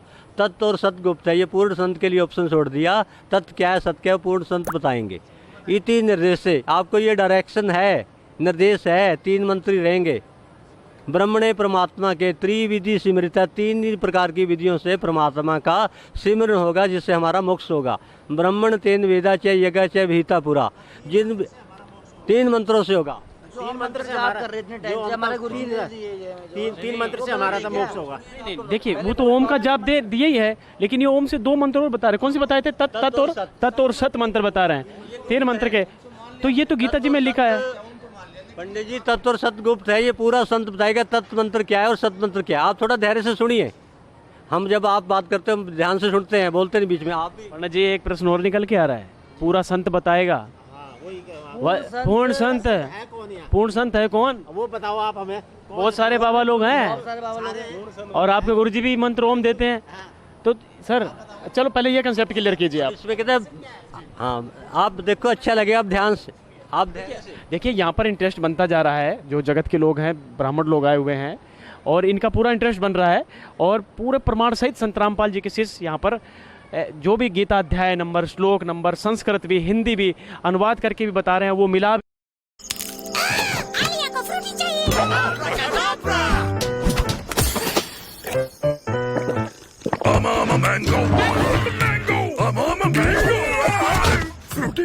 तुम्हें भी फन चाहिए? Mango Frooti fresh and juicy, too much fun भी रहे हैं। और चलिए आगे बढ़ाते हैं। सर बताइए, आगे बताइए। आगे से मिलकर ब्राह्मण तेन वेदा ये छह यज्ञ छह विहिता, पर जिन लोगों ने भी ब्रह्मण परमात्मा की भक्ति करी, वेदों के अनुसार करी, उन्होंने इन 3 मंत्रों का उच्चारण करके पूर्ण संत से नाम मंत्र लेके अपना उद्धार करवाया, मोक्ष करवाया। उससे आगे लिखा है, अर्जुन जिस परमात्मा का ओम मंत्र है ना, यहाँ से तेरी भक्ति की शुरुआत है। जैसे एक स्टूडेंट होता है स्कूल में जाता है, उसका सिलेबस होता है, ऐसे हमारा भक्ति में सिलेबस है। हमारा सिलेबस कहाँ से शुरू होता है? ओम मंत्र से। अब पंडित जी एक आपको सवाल पूछता हूँ, पंडित जी एक आपसे सवाल पूछता हूँ, अगर आप बुरा मत मानो। अब ये कहते हैं जिस परमात्मा का ओम मंत्र है, यहाँ से भक्ति की शुरुआत है, क्या आप मुझे बताओगे ओम किसका मंत्र है? आपने बताया कि ओम, अभी आप बोल रहे हो कि नहीं, आपने तो बताया था ओमकाल का मंत्र है, बता ही रहे हैं।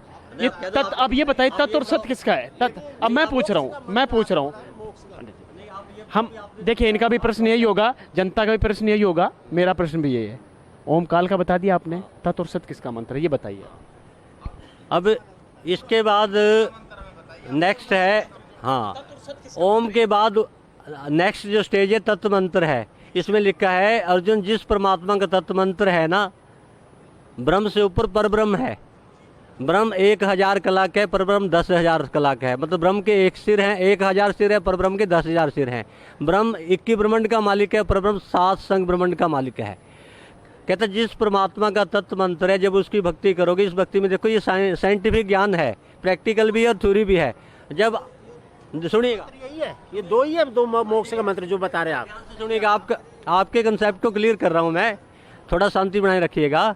जिस परमात्मा का यहाँ लिखा है तत्व मंत्र है, जब इसकी भक्ति करोगे, आप थ्योरी करोगे, तो प्रैक्टिकल क्या होगा, आपकी यहाँ से इच्छाएं खत्म होनी शुरू हो जाएंगी।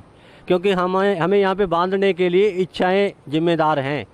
तत् और सत किसका मंत्र है? इच्छाएं तो बहुत सारे लोगों की, वो तो बांधते हैं, लाजमी सी बात है, सब लोग बनते हैं। इच्छा बिना तो यहाँ कोई नहीं रहता है। मंत्र से हमारी इच्छाओं का नाश होगा, जब इच्छाओं का नाश होगा फिर ही हमारा मोक्ष होगा। और इच्छाओं का नाश किससे होगा? तत्व मंत्र से। सत किसका मंत्र है? और जो सत मंत्र है वो पूर्ण परमात्मा का है, परम अक्षर ब्रह्म का। जब पूर्ण परमात्मा की मंत्र का जाप करेंगे तो क्या होगा? हम सत्य भाव में आ जाएंगे, श्रेष्ठ भाव में आ जाएंगे, हमारा उत्तम कर्म हो जाएंगे, तो हम भक्ति के मोक्ष के लायक बढ़ जाएंगे। तीनों मंत्र से मोक्ष मिले तो हमें कौन देगा? बिल्कुल बिल्कुल बिल्कुल सही बात है। हमें कौन बताएगा? ये जो मंत्र आपने बताया, अध्याय 17 का श्लोक 23 आप बोल रहे हैं और मैं भी पढ़ रहा हूँ आपके साथ में, ओम तत्सत। ये ओम तत्सत जो मंत्र है, ओम तो हमने मान लिया, ओम तो विदित है, हम भी ओम का तो जाप हम भी करते हैं, बट ये तत् और सत, इसका क्या अर्थ है? वो कैसे हमें पता लगेगा? कौन बताएगा इसके? कौन संत बताएगा? कौन पूर्ण संत है? कौन बताएगा? जी बताइए। जी हाँ, इसका ज्ञान भी हमें हमारे गुरुजी संत रामपाल जी महाराज जी ने ही बताया। देखो हमें भी नहीं पता था। आपके गुरुजी पूर्ण गुरु हैं क्या? चलिए जवाब ले लेते हैं पहले। हमने तो आपसे ये कहा ही नहीं कि संत रामपाल जी महाराज जी पूर्ण संत हैं। हाँ, पर हम इससे सिद्ध कर देंगे कि संत रामपाल जी महाराज ही पूर्ण संत हैं। पर पंडित जी धैर्य के साथ सुनना होगा। देखो श्रीमद् भगवत गीता के अध्याय नंबर 4 और श्लोक नंबर 34 में बताया गया है कि एक आध्यात्मिक गुरु ही, पूर्ण आध्यात्मिक गुरु ही उस पूर्ण ज्ञान को बता सकता है, क्योंकि एक तत्दर्शन थी। और उसी के साथ साथ श्रीमद् भगवत गीता के अध्याय नंबर 15 के श्लोक नंबर 1 में बताया गया है कि उल्टे संसार रूपी ब्रश को जो सवेदवित मतलब सीधा करके बता दे, वही एक तत्वदर्शी संत है जो कि उस मूल शाखाओं का भेद जानता है। 15 अध्याय बता रहे, 15 श्लोक दिखाइए जरा। 15 अध्याय आपको दिखाते हैं सर। वो तो तत्वदर्शी संत के बारे में बताया ना जी। संत है वो फिर उठ रहा है तत्व जी। आपको धैर्य रखना पड़ेगा। ये बार बार क्वेश्चन कर रहे हैं सर, आप बहुत बड़ी शंका उत्पन्न हो चुकी है इनके मन में। अगर इनके शंका का समाधान नहीं करेंगे, क्योंकि आपने तो ऐसा लटका दिया कि अब आसमान से गिर चुके हैं, खजूर में लटके हैं, इनको पूरा जमीन में उतारिए। सर क्या नाम है आपका? गुरदीप दास। गुरदीप दास जी, आसमान से ये गिर चुके हैं लेकिन अभी खजूर में लटके हैं, जमीन पे उतार दीजिए इनको, यानी पूरी शंका का समाधान कीजिएगा। ठीक है, अब ये बताइए, क्या सर पूछा था आपने? संत पूर्ण वो तत्वदर्शी संत कौन है, क्या पहचान है उसकी? जो अब ये बहन बता रही थी कि 15 अध्याय कौन सा श्लोक था? नहीं, 34 में तो इन्होंने बताया वो तत्वदर्शी संत है, लेकिन उसकी पहचान क्या है ना, वो बताने जा रहे हैं। ठीक है ठीक है ठीक है ठीक है ठीक है जी, बताइए, आप बताइए। 15 का हाथ खोल लीजिए। हाँ, 500 अध्याय खुला है। फर्स्ट मंत्र है, इसमें लिखा है ऊर्ध्व मूलम आदय शाखम अशुभम पारु अयम संदासी यस्य प्रणानी ये तम वेद से वेदविद। हिंदी बताइए। इसके गुरुजी जो हमारे संत रामपाल जी इसका अर्थ जो बताते हैं, हमें नहीं पता था, जैसे गुरुजी बताया आपको बताते हैं। कहते परमात्मा रूपी जो वृक्ष है ना, एक वृक्ष का एग्जाम्पल देके गुरुजी बताते हैं, परमात्मा रूपी जो वृक्ष है उल्टा लटका हुआ है, ऊर्ध्व मूलम, जिसका मूल ऊपर को है। आमतौर पे वृक्ष का जड़ तो नीचे को होती है जमीन में, लेकिन परमात्मा रूपी वृक्ष का जड़ ऊपर को है। कई बार हम कह देते हैं ना ऊपर वाला जानता है, मतलब ऊपर जड़ है हमारी, परमात्मा ऊपर वाला जड़ है। ऊर्ध्व मूलम ऊपर को जड़, आदय शाखम नीचे को परमात्मा रूपी वृक्ष की शाखाएं हैं। अशुभम पारुव्यम, ये परमात्मा रूपी वृक्ष घोड़े की तरह मजबूत है, अव्यम है, इसका विनाश नहीं हो सकता कभी भी।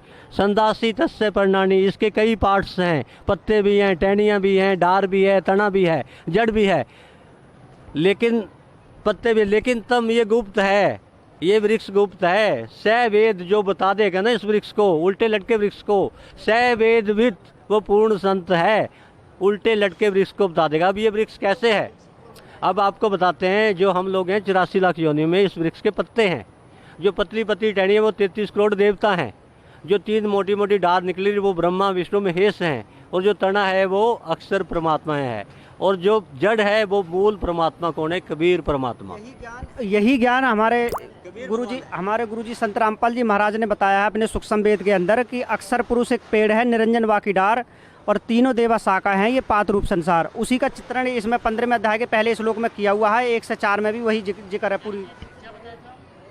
अक्षर पुरुष एक पेड़ है, अक्षर पुरुष एक पेड़ है, जो कि गीता जी अध्याय 15 के श्लोक नंबर 16 में जिसका जिक्र किया गया है 2 भगवानों का। अक्षर पुरुष एक पेड़ है, निरंजन यानी क्षर पुरुष बाकी डार, और तीनों देवा शाखा हैं, ये 5 रूप संसार। इसका ये निष्कर्ष है, और इसको वही तत्वदर्शी संत जानता है, जो कि 4 अध्याय के 34वें श्लोक में पहले बता दिया गया। यानी कि ये इनका कहने का मतलब ये है कि जो पेड़ को बता देना। सर मैं आपको रिपीट करता हूँ, फिर पूर्ण संत के बारे में पूछते, पूर्ण संत कौन है, असली संत कौन है, इसके बारे में बताऊंगा। पहले बता भी चुका, दोबारा फिर बता रहा हूँ। जो पूर्ण संत होता है वो एज पर जो शास्त्र अकॉर्डिंग टू शास्त्र भक्ति करवाता है, शास्त्रों से बाहर नहीं करवाता। जैसे गीता में ओम तत्सत भक्ति है ना, वो करवाएगा। 3 मंत्र हैं। एक गीता जी में बताया है जब आदमी मृत्यु को प्राप्त होता है तो 2 तरह के रास्ते हैं वापस जाने के लिए, जो सनातन माने गए हैं। एक देवयान मार्ग है, एक पितृयान मार्ग है। जो लोग देवयान मार्ग से जाते हैं वो लौटकर संसार में नहीं आते, उनका मोक्ष हो जाता है। और जो पितृयान मार्ग से जाएंगे उनका मोक्ष नहीं है, तो बार बार जन्म मृत्यु को प्राप्त होते हैं। अब जो संत देवयान मार्ग को बताएगा ताकि हमें वापस यहाँ लौट के ना आना पड़े, वो पूर्ण संत होता है। क्या पंडित जी आपको आज तक किसी ने देवयान मार्ग बताया? वही बताया है, हमारा तो जो है कृष्ण है। सवाल का पंडित जी आप हमारी बात ध्यान से सुनिए। हमें भी पहले यही अवधारणा थी, जो अवधारणा लेके आप बार बार वही प्रश्न उठ रहा है, इधर से बार बार वही प्रश्न उठ रहा है। पूर्ण संत की क्या पहचान है? आप जो पेड़ का उदाहरण दे रहे थे, इन्होंने कहा था अक्षर पुरुष एक पेड़ है, और क्या बोला था? निरंजन तीनों देवा शाखा है, 5 रूप संसार। इसका मतलब क्या है? मतलब ये जो पेड़ के बारे में बताएगा वो पूर्ण संत होगा। तो इस पेड़ का मतलब क्या है? क्या उल्टा लटका हुआ वृक्ष है, क्या है? गीता जी के अध्याय नंबर 15 श्लोक नंबर 1 से 4 में है। इसमें बताया गया है कि उल्टा वृक्ष है, जो कि संसार रूप का है। जो उसको सीधा करके बता देगा वही पूर्ण परमात्मा है, मतलब वही पूर्ण संत है। आज वर्तमान में सिर्फ संत रामपाल जी महाराज जी एक पूर्ण ऐसे संत हैं जो संसार रूपी वृक्ष को सीधा करके बता रहे हैं, मतलब गीता जी के अध्याय नंबर 15 और श्लोक नंबर 1 से 4 को स्पष्ट कर रहे हैं, पूरा बता रहे हैं। ये जड़ क्या है, पेड़ क्या है, तने क्या है?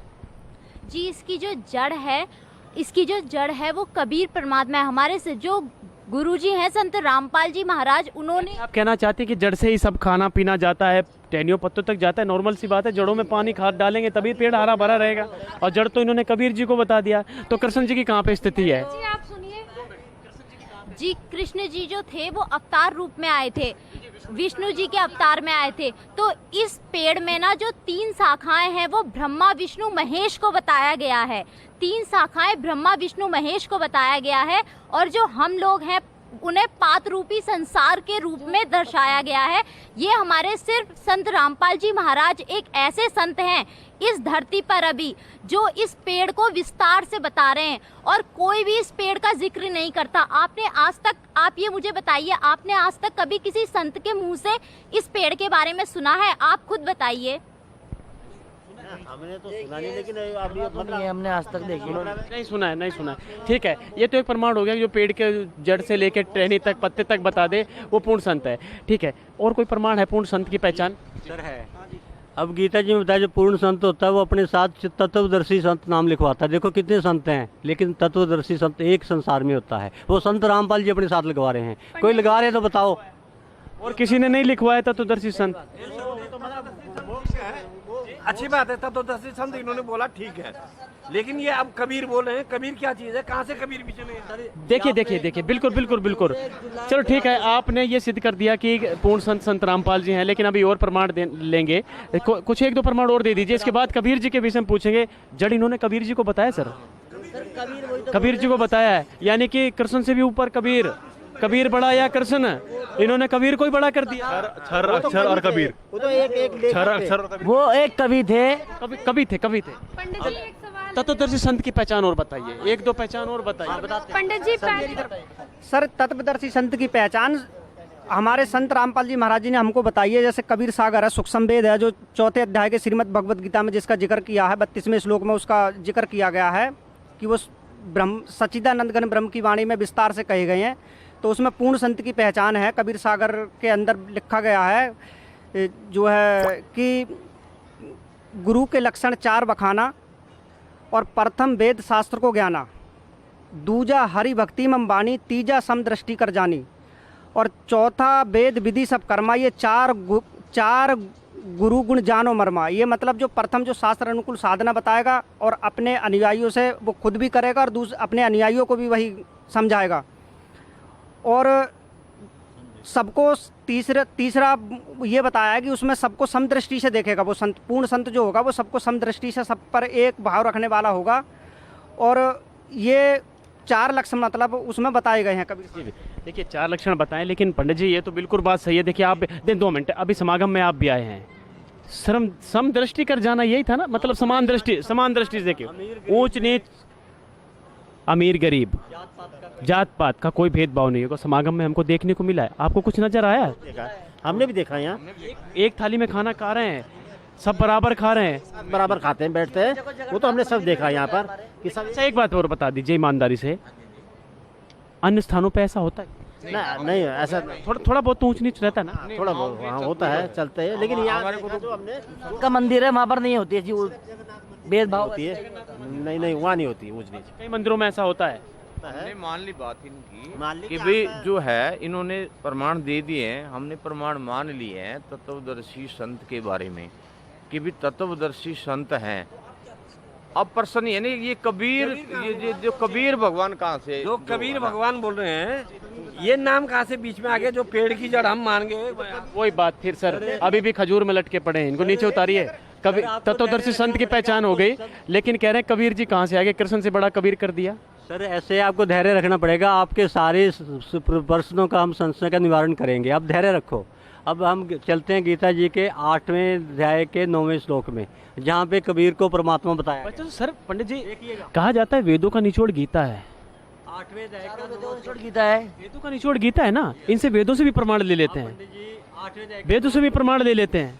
बिल्कुल बिल्कुल। 8वें अध्याय का 9वां श्लोक निकालिए, फिर आपको बताते हैं, निकालिए।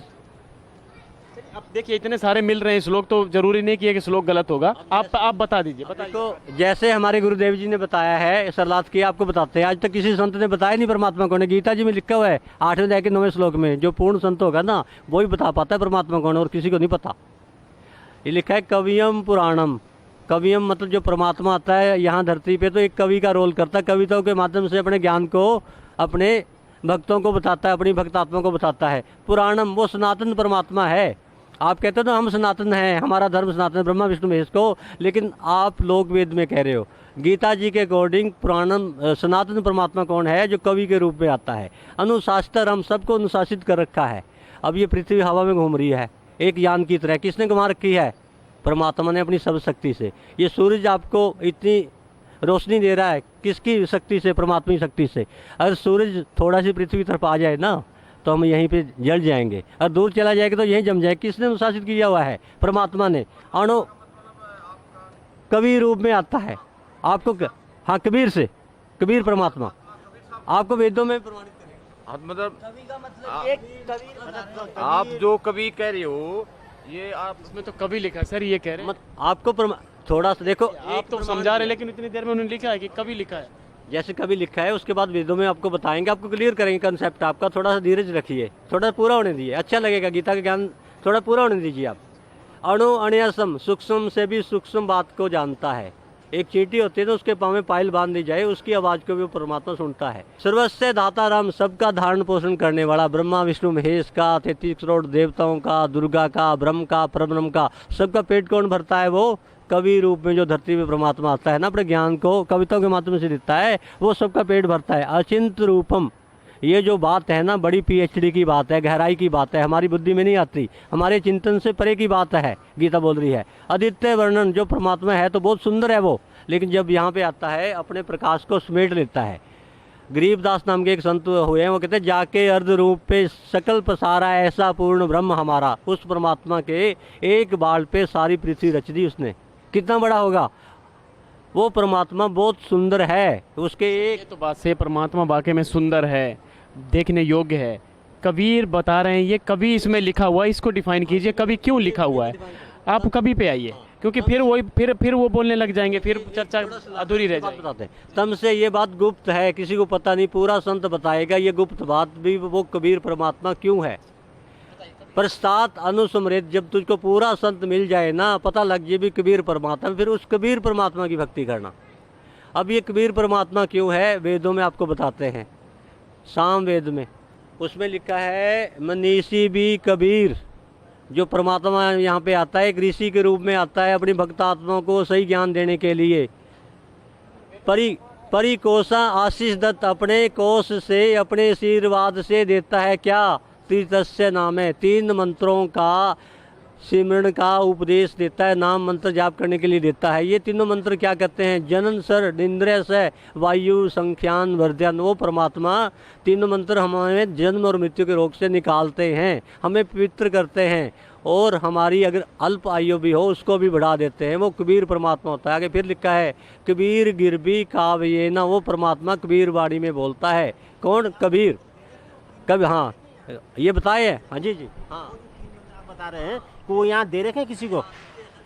जो कबीर साहब को पाने के जो 3 मंत्र हैं, वो आपके गुरुजी देते हैं क्या? हाँ देते हैं जी, हमारे गुरुजी 3 स्टेज में। सिर्फ एक संत रामपाल जी महाराज जी हैं जो सिर्फ ओम तत् सत तीनों मंत्रों का जाप अपने साधक को देते हैं। कबीर के विषय में थोड़ा डिस्कस करते हैं। अब आगे लिखा है कबीर गिरबी, वो कबीर वाणी में बोलता है। संत सोम, संत के रूप में अवश्य सोम अमर परमात्मा होता है। अत्येति रेबन, बहुत ऊंचे ऊंचे स्वर में बोलता है, अपने ज्ञान को प्रदर्शित करता है। और कहाँ पे रहता है? राष्ट्रीय स्तूप, ऊंचे शासन में ऊपर सचखंड पे सतलोक में बैठा हुआ है परमात्मा। वहाँ से ज्ञान देने के लिए कवि के रूप में यहाँ पे आता है, वो कबीर वाणी के रूप में। इसलिए इसमें कवि लिखा हुआ है। अब समझ आया मेरे। देखिए हाँ, इसमें देखिए बड़ी देर में इन्होंने, ये वैसे सही चल रहे थे, इतनी देर से समझा रहे थे, लेकिन हम लोग थोड़ा समझ नहीं पा रहे थे। हम सोच रहे थोड़ा जल्दी बताइए, लेकिन वाकई में गीता वाकई में कोड वर्डों में है पंडित जी।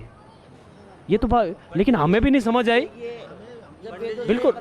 लेकिन सर अभी जो पहले आप कह रहे थे वो कवि हैं, वो कवि क्या वाकई में जी एक जी सवाल जी मेरे इंपॉर्टेंट है, पूछने की इजाज़त दो तो। सर जैसे आप कृष्ण जी को परमात्मा मानते थे, कृष्ण जी तो कोई कविता नहीं लिखी, कोई ज्ञान नहीं दिया, दिया क्या? आप ब्रह्मा जी को, शिव जी को या विष्णु को परमात्मा मानते थे, उन्होंने कविताओं के माध्यम से कोई ज्ञान नहीं दिया। इट मीन्स एज पर शास्त्र वो परमात्मा नहीं है। ना दुर्गा माता ने दिया, ना रामचंद्र ने दिया, ना कृष्ण ने दिया। तो ये कविताओं के माध्यम से जो ज्ञान देता है एज पर गीता जी, वो ही पूर्ण परमात्मा होता है। वो अपने बच्चों के लिए ज्ञान को कविताओं के माध्यम से देता। अगर ये परमात्मा होते तो हमें ज्ञान दे के जाते। अगर हमारे पास अधूरा ज्ञान था। आपका कहने का मतलब यही है ना कि हमें ज्ञान पूरा नहीं था। वेदों में बोल रहे हैं आप, वेदों में लिखा है तो वेदों से प्रमाणित करिए। वेद रखे हुए हैं यहाँ पर भी, वेदों से बताइए। मेन जो परमात्मा दीजिए, वेद दिखा दीजिए। हाँ जी जी जी, उन्हें भी चलेगा पता। सही बात कही है आपने, वेदों से भी प्रमाणित कर दीजिए। प्रमाण और दिखाइए गीता जी के अलावा। गीता जी में तो आपने दिखा दिया, हमें गीता जी के अलावा आप वेदों में भी तो होगा लिखा हुआ। वेदों में, चारों वेदों में कोई 2-4 आप हमें 1-2 प्रमाण और दीजिए ताकि हमारी एक वेद देख लेते हैं, एक वेद देख लेते हैं। जब एक वेद में दिखा देंगे तो संतुष्टि होनी चाहिए। बाकी आप लोग अगर देखना चाहें तो देख सकते हैं। हम भी किसी को बताने लायक हो जाएंगे भाई। हम जो है, देखिए इसमें प्रमाण देखिए वेद में। इसमें लिखा है, कौन सा वेद? वेद दिखाओ इनको, वेद दिखाओ भाई। ऋग्वेद। ये बहुत अथेंटिक इधर दिखाइए, इधर दयानंद दिखाइए। सरस्वती द्वारा भाषा भाष्य है। ये देखिए ऋग्वेद मंडल है, ये 9 और 10 इकट्ठा ही है। वेद भी रखे मोटे मोटे सर। वेद रखे हुए यहाँ, चारों वेद है। आप ये बताइए, आपने कभी वेद पढ़े हैं? देखिए हमने वेद तो पढ़े नहीं, हमारे गुरुजी हमें जो बताते हैं हम वही सुनते हैं, उसी पर अध्ययन करते हैं। अगर प्रमाण देते तो यही तो बात है कि मतलब आपके गुरुजी ने तो इन सदग्रंथों की केवल जिल्द दिखाई है, जिल्द ही दिखाई है, लेकिन हमारे सदगुरु रामपाल जी महाराज ने इनके अंदर की सच्चाई बताई है, जो आपको रूबरू करने जा रहे हैं। अब बताइए, अब सच्चाई बता। ये देखो आपको देखिए बताते हैं, लिखा है शीशम जिज्ञानम हरियत मर्जंती सुबंती वहित मरुत गणेन। वो परमात्मा जब आता है तो जानबूझकर एक नवजात शिशु के रूप में यहाँ प्रकट होता है। ये श्लोक नंबर देखो, कैमरामैन को दिखा देते हैं। ये 27, ये 27 है ऋग्वेद मंडल नंबर। ये कितना 6 है? ऋग्वेद मंडल नंबर 9 सूक्त 96 और ये मंत्र नंबर 17 है। जब परमात्मा आता है, लिखा है शीशम जिज्ञानम हरियंत मृजंती सुबंती वहीन मरुत गणेन। जब परमात्मा आता है ना, अपने ज्ञान को यहाँ धरती पे आता है, एक शिशु के रूप में जानबूझकर प्रकट होता है। माँ के पेट से जन्म नहीं लेता परमात्मा, प्रकट होता है यहाँ पे। जितने भी देवी देवता माँ के पेट से आते हैं, परमात्मा माँ के पेट से नहीं आता। और वो क्या करता है, भक्त समाज जब दुखी हो जाता है ना, उनको ज्ञान दे के यहाँ से मोक्ष प्राप्ति के लिए यहाँ पे आता है परमात्मा। कबीर गिरवी, वो कबीर गिरवी होता है, वो कबीर वाणी के माध्यम से बोलता है। जो गीता में कवि में आया था ना, उसको क्लियर किया जा रहा है। वो कबीर वाणी के माध्यम से बोलता है। काव्य ना, कविताओं के माध्यम से कबीर वाणी में बोलता है। कवि रूप में आया हुआ संत रूप में आया हुआ सोम अमर परमात्मा होता है। पवित्रम, वो हमें पवित्र करता है भक्ति देकर। अतिएति रेबन, बहुत ऊंचे ऊंचे स्वर में अपने दोहों को बोलता है। वो परमात्मा हमें ज्ञान देता है। ये असली परमात्मा है। किसी ने भी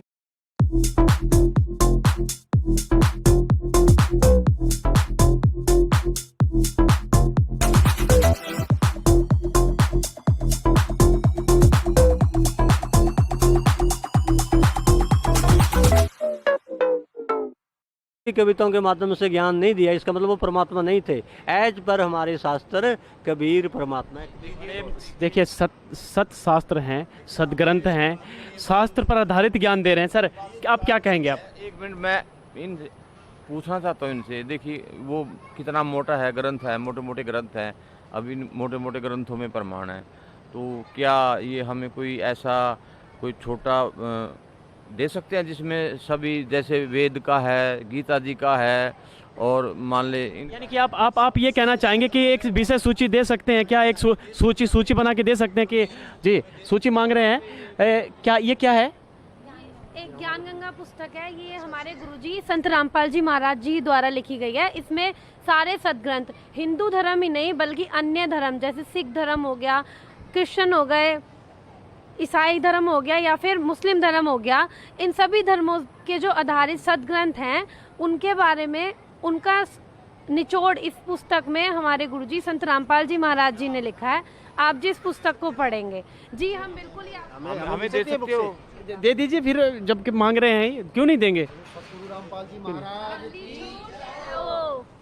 रुपए की है, पैसे तो इसकी मूल्य कितना है? इसका मूल्य देना पड़ा। कितने के देते हैं आप लोग? ये आध्यात्मिक मूल्य 20 रुपए की पुस्तक है मात्र।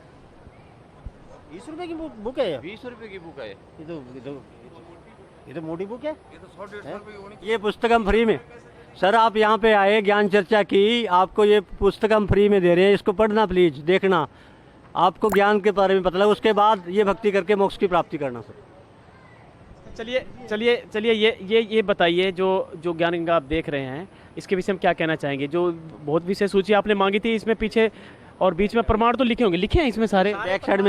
बैक साइड में लिखे हुए सभी पवित्र सदग्रंथों से जो भी प्रमाण है सब इस पुस्तक में लिखे गए हैं। हाँ जी, वो होगी, चलिए ठीक है, आज चर्चा को आगे बढ़ाते हैं। जी, क्या आप कुछ कहना चाह रहे थे? हाँ जी पंडित जी, अब आपको ये ज्ञान गंगा पुस्तक प्राप्त हो गई है, अब आप इच्छुक हैं नाम लेने के? हम ज्ञान गंगा को अच्छी तरह से इसको पढ़ेंगे, हम और भी तसल्ली करना चाहते हैं, हम इसको घर पे बैठ के आराम से पढ़ेंगे और फिर हम उसके बारे में हम औरों को भी दिखाएंगे। भाई जो हमारे गुरुजी बोलेंगे हम तो सब पढ़ जैसे वहाँ इतना अनमोल ज्ञान और वो फ्री में दिया उन्होंने। जो इन्होंने श्लोक और अध्याय नंबर बताया उससे संतुष्ट है, क्योंकि आपने तो पूरा प्रमाणित देखा है ना? जी जी जी हाँ, बिल्कुल पूरा प्रमाणित देखा, अब हम बिल्कुल संतुष्ट हैं और हम जो है ना इनका बहुत ही व्यवहार करते हैं, इनका बहुत आभार व्यक्त करना था। गुस्सा शांत हो गया, मुझे ऐसा लग रहा है धरती पर उतर आए हैं आप। हाँ, अब गुस्सा हमारा शांत हो गया, अब हमें प्रूफ हो गया पूरा, हमने इनके वेदों में भी देख लिया हमारे। जब आप बिल्कुल भी नाराज नहीं चलेगा पता, ऐसे तो अभी हम अपने आप थोड़ा देखेंगे कुछ। चलिए ठीक है, अभी देखेंगे, ज्ञान गंगा पढ़ेंगे। आपके जो भी दिखाया है पंडित जी अपने पवित्र सतग्रंथों से, संत रामपाल जी जो बताते हैं वही आपके सामने दिखाया है, क्या आप संतुष्ट हो ना इससे? जी हाँ जी जी बिल्कुल बिल्कुल, जो दिखाया अभी तक संतुष्ट है मुझसे। करेंगे रामपाल जी भगवान जी की जय हो। जयकारा लगाया है और पूर्ण तरीके से इनको संतुष्ट किया गया है पूरे प्रमाण सहित। तो इस चर्चा को अब हम यहीं समाप्त करते हैं और बने रहिएगा हमारे साथ, फिर मिलेंगे, तब तक के लिए नमस्कार।